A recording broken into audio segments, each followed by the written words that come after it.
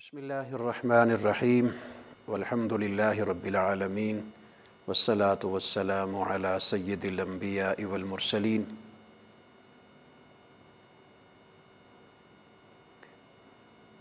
आज की तिलावत में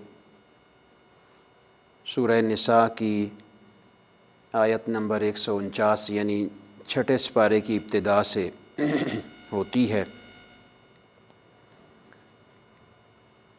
और इसमें सूरह माइदा भी मुकम्मल शामिल है। बुनियादी तौर पे इस सूरह मुबारका में यानी सूरह निसा की बकिया हिस्सा और सूरह माइदा में ज़्यादातर अहले किताब को अल्लाह रब्बुल इज़्ज़त ने ख़िताब फरमाया है, लेकिन इसके साथ साथ जो मज़ामीन हैं वो अखलाक़ी एतबार से भी हैं और तशरीई एतबार से भी हैं, यानी शरीयत मुतहरा के एतबार से भी हैं, जिनका ताल्लुक़ उम्मत मुसलमा के साथ भी है। ख़िताब तो अगरचे अहले किताब को है, लेकिन इसके मुखातिब उम्मत मुसलमा के लोग भी हैं। अखलाक़ी तरबियत के बारे में अल्लाह रब्बुल इज़्ज़त ने इरशाद फरमाया कि बुरी बात कोई अच्छी बात नहीं होती। कोई ये न समझे कि मैं लोगों पर जुल्म करके कोई अच्छा कर लेता हूँ या कोई बुरा काम करता हूँ या बुरी बात कहता हूँ, चाहे वो छुप के कहता हूँ या ज़ाहिर करके कहता हूँ, तो ये अच्छी बात नहीं है। हाँ, अगर अच्छी बात कोई करता है, हक़ की बात करता है, तो उसको छुपाना नहीं चाहिए। ये एक बड़ा अहम नुक्ता है जिसकी तरफ अल्लाह रब्बुल इज़्ज़त ने इशारा फरमाया। फिर इरशाद फरमाया कि क्या ये लोग आपसे सवाल करते हैं कि आपकी तरफ जो किताब अल्लाह रब्बुल इज़्ज़त ने नाजिल की है ये आसमानों से नाजिल होने वाली किताब है? तो अल्लाह रब्बुल इज़्ज़त ने उसकी तरफ इरशाद फरमाया कि ये बड़ी अजीब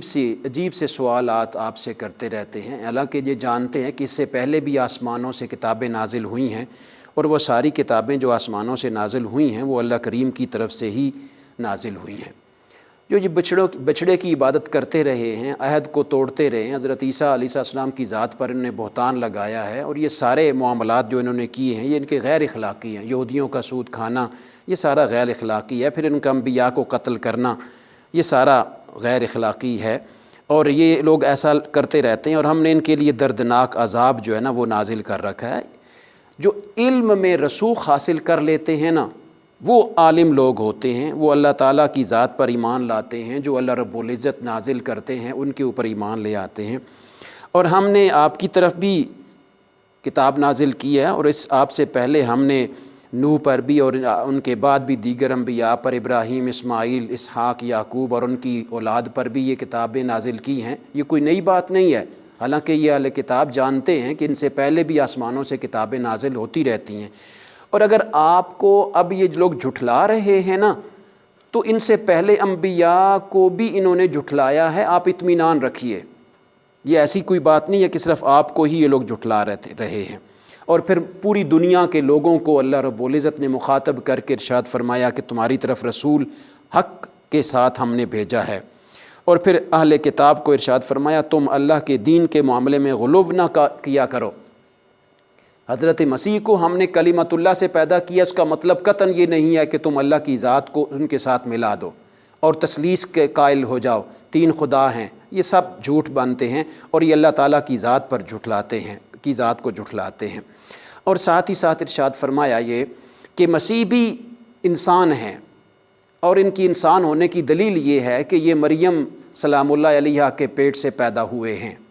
अल्लाह रब्बुल इज़्ज़त ने बुरहान और नूर तुम्हारी तरफ भेजा है और ये अल्लाह रब्बुल इज़्ज़त की तरफ से बुरहान किताब की सूरत में है और नूर भी की सूरत में भी अल्लाह रब्बुल इज़्ज़त ने तुम्हारी तरफ भेजा है और हमने तुम्हारी तरफ ये खुला हुआ नूर भेजा है। और इरशाद फरमाया वो लोग जो अल्लाह रब्बुल इज़्ज़त की ज़ात पर ईमान रखते हैं ना और उनकी ज़ात के ऊपर साबित कदम रहते हैं, अल्लाह रब्बुल इज़्ज़त उन पर अपना ख़ास फ़ज़ल व करम इरशाद फरमाता है। सुरकलाला जिसका खामद फ़ौत हो जाए, पहला उसका कोई जो है ना वो औलाद भी ना हो, उसका खामद भी फ़ौत हो जाए और उसकी कैफियत भी ना हो, तो उसकी विरासत कैसे तकसीम होगी? उनकी विरासत का तकसीम का अल्लाह रब्बुल इज़्ज़त ने तरीक़ाकार वज़ा फ़रमाया है। सूरह माइदा की इब्तिदा में अल्लाह रब्बुल इज़्ज़त ने इरशाद फरमाया क्या ईमान वालो जब अहद कर लो ना, किसी के साथ कोई एग्रीमेंट कर लो उसको पूरा किया करो। اور ساتھ ہی ساتھ ارشاد فرمایا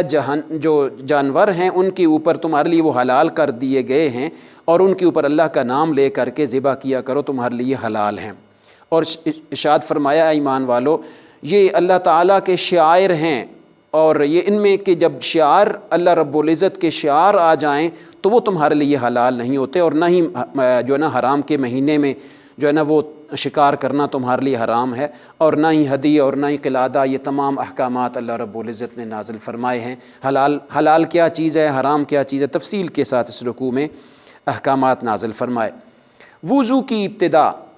کہ وضو بنیادی طور پر کون سے 4 فرائض جن کو ہم شمار کرتے ہیں، وہ ان رکوع میں اللہ رب العزت نے ان کا ذکر کیا۔ اور اگر وضو کی کیفیت تمہارے اوپر نہ ظاہر ہو، مثال کے طور پر پانی نہیں میسر آ رہا، اسی طرح کوئی مریض ہے تمہارے میں سے، تو اسے چاہیے کہ وہ تیمم کر لے، تیمم سے بھی پاکیزگی حاصل کر سکتے ہو تم۔ اور اگر تمہیں کبھی موقع بنے کہ انصاف قائم کرنے کا، تو یاد رکھ لو انصاف قائم کرنا اور یہ تقویٰ کی علامت ہے، چاہے وہ قریبی رشتہ دار ہی تمہارا کیوں نہ ہونا، ان کے درمیان بھی تم جو ہے نا وہ انصاف قائم کرنا، اور یہ تمہارے لیے بخشش کا ذریعہ بنے گی اور بہت بڑے اجر کا ذریعہ بنے گی۔ اللہ رب العزت نے بنی اسرائیل کے سے بھی میثاق لیا تھا کہ ہم تمہیں بھیجیں گے، اور پھر اسی طرح 12 نقیب بنا کر کے، 12 گروہ بنا کر کے اللہ رب العزت نے بنی اسرائیل کی طرف بھی بھیجے، اور بنی اسرائیل کو بھی بھیجا لوگوں کی ہدایت کے لیے، انبیاء بنی اسرائیل کو لوگوں کی ہدایت کے لیے بھیجا۔ تو پھر انہوں نے یہ جا کے کہا کہ نمازیں قائم کرو، زکوٰۃ دو، جس طریقے سے شریعت محمدی میں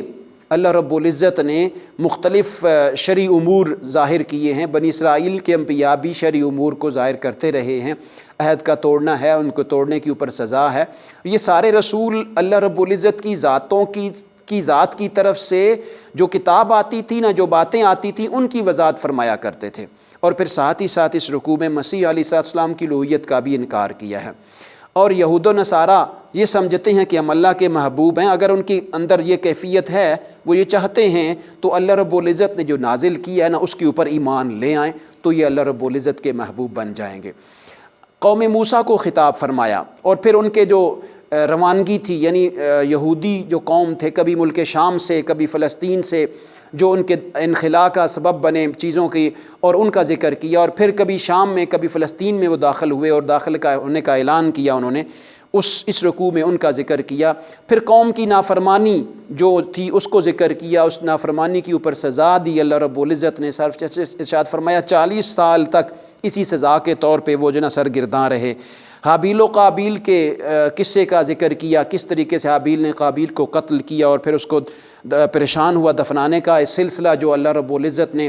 اب کیا ہوا ہے زمین کے نیچے، وہ اس طرح اللہ رب العزت نے ایک کوے کی صورت میں جو واقعہ ذکر کیا ہے اس کو دفنانے کا ایک سبب بنا، تو یہ اس طرف اشارہ بھی ہے۔ اسی طرح ناحق قتل کرنا، یعنی بنیادی طور پہ حابیل کا قابیل کو جو قتل کرنا تھا وہ ایک ناحق تھا نا، تو یہاں سے فساد فی الارض کی سزا کی صورت میں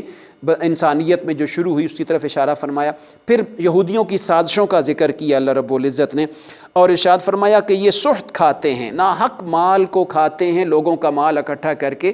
اس کو کھاتے ہیں، تو اس کی وجہ سے اللہ رب العزت ان کے اوپر سزا بھی نازل فرماتے ہیں۔ اللہ کا فضل ہمیشہ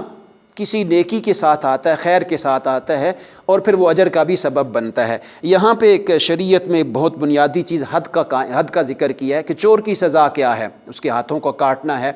پھر ارشاد فرمایا یہودیوں کی سازشوں سے میں تمہیں آگاہ کر رہا ہوں، اللہ کے رسول صلی اللہ علیہ وسلم سے ارشاد فرمایا کہ یہ ان کی عادت ہے کہ یہ حق کو چھپاتے ہیں اور آیات کو بدل دیتے ہیں، جو ہماری طرف سے آیات آتی ہیں نا ان کو تبدیل کر دیتے ہیں اور اپنی پسندیدہ چیز کو لے آتے ہیں اور لوگوں کو ظاہر کرتے ہیں کہ یہ بھی آیات ہیں اور یہ اللہ نے آسمان سے نازل فرمائی، حالانکہ ایسا ہرگز نہیں ہے۔ اس کا ذکر کیا، ساتھ ہی ساتھ ارشاد فرمایا کہ کیا ہے کہ یہود اور نصارہ کو کبھی بھی جو ہے نا اپنا دوست نہ بنانا، اور یہ کبھی تمہارے دوست ہو بھی نہیں سکتے، ان کا ذکر کیا اللہ رب العزت نے۔ اور اس سے پہلے یہ بھی ارشاد فرمایا کہ جو تورات میں اللہ رب العزت نے نازل فرمائی ہے نا اس میں بھی ہدایت ہے اور نور ہے۔ یہاں پہ ایک نقطے کی بات میں واضح کر دوں کہ تورات اور زبور اور انجیل اللہ رب العزت نے آسمان سے نازل فرمائی تھی، اب اللہ رب العزت نے تو آسمان سے حق نازل فرمایا، لیکن حق کو ظاہر ہونے کے بعد یہودیوں نے، اہل کتاب نے ان آیات میں تبدیلیاں پیدا کر دی، جس طرح کہ قرآن نے ذکر بھی کیا ہے، اور اس کی تحقیق میں جا کے دیکھا جائے تو بہت بڑی دلیل یہ ہے کہ گوسپل 4 طرح کی ہے۔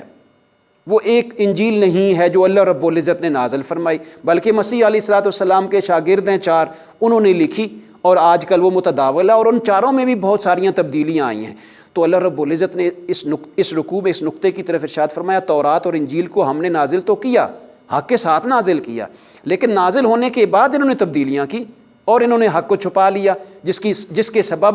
حق جو ہے نا وہ چھپ گیا، اور ان کی طرف سے باطل اور ان کی خواہشات اور اتباع جو ہے نا یہ لوگوں کے سامنے انہوں نے ظاہر کر دی۔ لیکن یاد رہے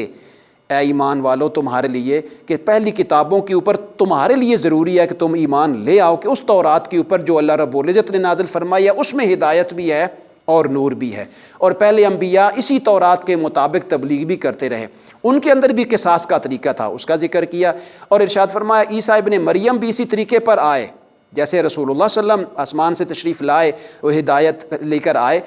اسی طرح حضرت عیسیٰ علیہ السلام بھی ہدایت کے ساتھ آئے اور لوگوں میں ہدایت تقسیم کرنے کے لیے اور پھیلانے کے لیے لائے، لوگوں کو ہدایت کے بلانے کے لیے آئے، اور انجیل کے مطابق ان کو فیصلہ کرنے کا بھی حکم دیا گیا تھا، چونکہ حضور صلی اللہ علیہ وسلم کے پاس جب اہل کتاب آئے مدینہ طیبہ میں، جب حضور صلی اللہ علیہ وسلم تشریف لائے تو انہوں نے پوچھا کہ ہم کیسے فیصلہ کریں گے، اس وقت یہ آیت مبارکہ نازل ہوئی تھی کہ ان سے کہیے کہ تم انجیل کے مطابق بے شک فیصلہ کر لو، لیکن وہ فیصلہ حق پہ ہوگا، کیونکہ انجیل میں بھی تو حق ہے، اور وہ حق جو ہے نا وہ اللہ رب العزت کی طرف سے ظاہر ہو کے رہے گا۔ ارشاد فرمایا یہود و نصارہ کو کبھی دوست نہ بناؤ، یہ ملی طور پہ دوست ہیں۔ سوسائٹی میں اگر آپ کی ہمسائیگی میں کوئی نصارہ اور یہودی رہ رہا ہے نا تو اس کا مطلب قطعاً نہیں ہے کہ وہ ہمسائیگی کا اہل نہیں ہے، ہمسائیگی کا اہل ہے بحیثیت انسان، بحیثیت قوم۔ یہود و نصارہ اسلامی دنیا کی قوم کے دوست نہیں ہو سکتے، یہ واضح طور پہ اللہ رب العزت نے ارشاد فرما دیا۔ ان کے کیوں دوست نہیں ہو سکتے؟ ان کے دلوں میں قلق ہے، مرض ہے، یہ تمہارے لیے سازشیں پیدا کریں گے۔ ایمان والوں کے لیے اللہ اور اس کا رسول ہی دوست ہو سکتا ہے، اور یہ اللہ تمہاری جگہ پر دوسری قوم کو لائے گا اگر تم حق پہ قائم نہیں رہے۔ ان چیزوں کا ذکر کیا، ساتھ ہی ساتھ ارشاد فرمایا کبھی بھی جو تم سے پہلی قومیں ہیں نا، چاہے وہ اہل کتاب ہیں چاہے وہ مشرک ہیں، کبھی بھی تم ان کا مذاق نہ اڑایا کرو، یہ تمہیں سبق دیا جا رہا ہے، یعنی مسلمانوں کو سبق دیا کہ کبھی پہلی قوموں کو یا شرکیہ قوموں کو یا غیر دینوں کا بھی تمہیں مذاق نہ اڑاؤ، مبادا تمہارے سچے خدا کا وہ مذاق اڑائیں گے۔ نماز کے وقت لہو و لعب وہ کرتے ہیں تو ایسا ہرگز نہ کیا کرو۔ یہود علماء کے حالات کا ذکر کیا، یہود کو یہ کہنا، ان کے ہاں ایک ٹرینڈ تھا، وہ سمجھتے تھے کہ مال ہمارے پاس ہے، اللہ کا ہاتھ تو بندھے ہوئے ہیں، تو اللہ رب العزت نے اس رکوع میں ان کا رد کیا کہ آپ کہہ دیجئے کہ اللہ رب العزت کے ہاتھ جو ہے نا وہ بندھے ہوئے نہیں ہیں، وہ تو کھلے ہاتھوں میں ہیں اور وہ رزق تقسیم کرتا ہے، اور بل یداہ مبسوطتان، اس کے ہاتھ تو پھیلے ہوئے ہیں اور وہ دنیا میں لوگوں میں رزق کو تقسیم کرتا ہے۔ اور ان سے کہیے کہ فساد تو یہ پھیلاتے ہیں اور فساد پھیلانے کی طرف کوشش کرتے ہیں، اللہ رب العزت کبھی بھی فساد پھیلانے والوں کو پسند نہیں فرماتا۔ اور پھر اس مائدہ کی اس رکوع میں ارشاد فرمایا کہ رسالت کا جو مقصد ہے نا وہ یہ ہے کہ جو تمہارے پاس آتا ہے نا وہ دوسروں تک پہنچا دو، اور جو تم پہنچا رہے ہو نا یہ حق ہے۔ رسول اللہ صلی اللہ علیہ وسلم کو اطمینان دلایا۔ تورات و انجیل کی بھی حقیقت یہ تھی، بنی اسرائیل میں لوگ اندھے ہیں اور بہرے ہیں، ان کے پاس حق آیا تھا، انہوں نے حق کو چھپا دیا، اور اب بھی یہ جانتے ہیں کہ آپ اللہ کے رسول ہیں اور اس کو چھپا رہے ہیں، حالانکہ مسیح بھی اللہ کے بندے تھے، وہ بھی حق کو ہی دنیا میں پھیلاتے تھے، اور وہ اور ان کی ماں، اور اس کی بڑی دلیل کیا ہے کہ وہ کبھی بھی خدا نہیں ہو سکتا، کیوں بھلا؟ کہ ان کی ماں اور مسیح دونوں کھانا کھاتے ہیں، جو کھانا کھائے وہ اللہ نہیں ہو سکتا۔ یہ ریشنل اللہ رب العزت نے جو ہے نا اگزامپل دے کے لوگوں کو جو ہے نا وہ اس بات کی وضاحت فرمائی ہے، اور اہل کتاب کی اس نظریے کے اوپر بھی چوٹ کی ہے۔ بنی اسرائیل پر اللہ کی لعنت ہو، اس لیے کہ وہ اور یہ لعنت صرف آپ ہی نہیں کر رہے، داؤد علیہ الصلوۃ والسلام کی زبان سے بھی ہوئی، عیسیٰ ابن مریم علیہ السلام کی زبان، کیوں بھلا؟ کہ حد سے تجاوز کرتے تھے، انکار کرتے تھے اللہ کی ذات کا، اور وہ ایک دوسرے کو منع بھی نہیں کرتے تھے، اور اسی طرح ارشاد فرمایا کافروں کو دوست رکھتے تھے، اور نصارہ آپ کے زیادہ قریب ہیں۔ یہاں پہ ایک نقطے کی بات اللہ رب العزت نے ارشاد فرمائی، آپ جانتے ہوں گے جب ہجرت حبشہ ہوئی تھی نا تو وہاں پہ نجاشی تھا، عیسائی تھا، اور اس نے مسلمانوں کو پناہ دی تھی، تو اس ضمن میں سامنے رکھتے ہوئے اللہ رب العزت نے ارشاد فرمایا کہ اگر غیر مسلموں کی تقسیم کی جائے نا تو جو مشرک ہیں نا اور یہودی ہیں یہ تمہارے لیے دشمنی میں زیادہ قریب ہیں، اور جو نصارہ ہیں یہ تمہارے لیے محبت میں زیادہ قریب ہیں۔ یہ آیت مبارکہ اللہ رب العزت نے نازل فرمائی ہے، جو 6 سپارے کی آخری آیت مبارکہ ہے۔ اور پھر ساتھ ہی ساتھ ارشاد یہ بھی فرمایا کہ حلال کو حرام نہ کرو اور حرام کو حلال نہ کرو۔ قسموں کی تفصیل کا ذکر فرمایا کہ قسم اگر اٹھا لو، ایک تو یہ ہے کہ لغو قسم کی قسمیں نہ اٹھایا کرو، پھر اگر تم قسمیں اٹھا لیتے ہو تو اس کا کفارہ بھی ہے، وہ دیا کرو۔ ارشاد فرمایا شراب کا پینا، انصاب، پانسے، یہ ساری چیزیں شیطانی امور ہیں، ان سے بچے رہا کرو، یہ تمہارے لیے خطرناک ہیں۔ شکار کی صورت میں اللہ کی آزمائش آتی ہے تمہیں، کبھی تم شکار کرنے جاتے ہو نا تو نماز کا وقت آ جاتا ہے، دین کا معاملہ آ جاتا ہے، تمہیں شکار طرح کرنا مشکل ہو جاتا ہے، تو یہ تمہارے لیے آزمائش بھی ہے۔ حالت احرام میں شکار کی ممانعت فرما دی۔ ارشاد فرمایا کعبہ اللہ کا گھر ہے، اس میں دنیا میں لوگ آتے ہیں امن کے لیے، اور تم لوگوں کو امن دیا کرو۔ یاد رکھ لو کہ دریائی کیا ہوا شکار بھی حلال ہے تمہارے لیے، اس کے بھی احکامات نازل فرمائے۔ بے مقصد سوال رسول اللہ صلی اللہ علیہ وسلم کی بارگاہ میں